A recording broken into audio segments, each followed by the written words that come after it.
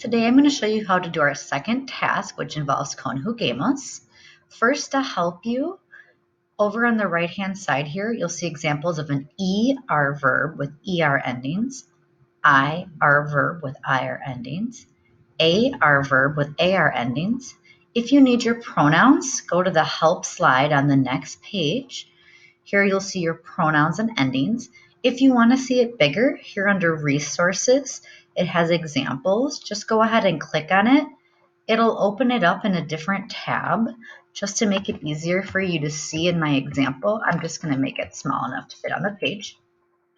Back over here, it says to complete this practice, so we're going to click on that link.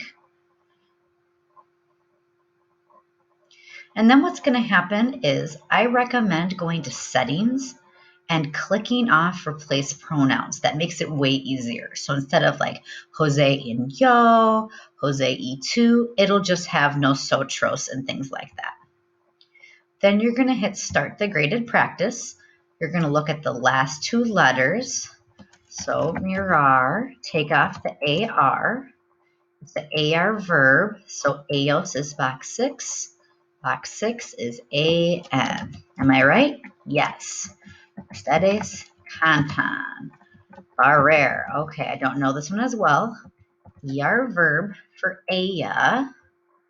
So ella is box 3. ER verbs would be E.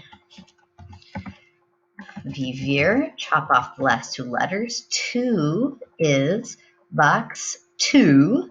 It's an IR verb, so ES. What happens if I get it wrong? It'll tell me the correct answer down here, like ven. So I can just go ahead and fill it in correct.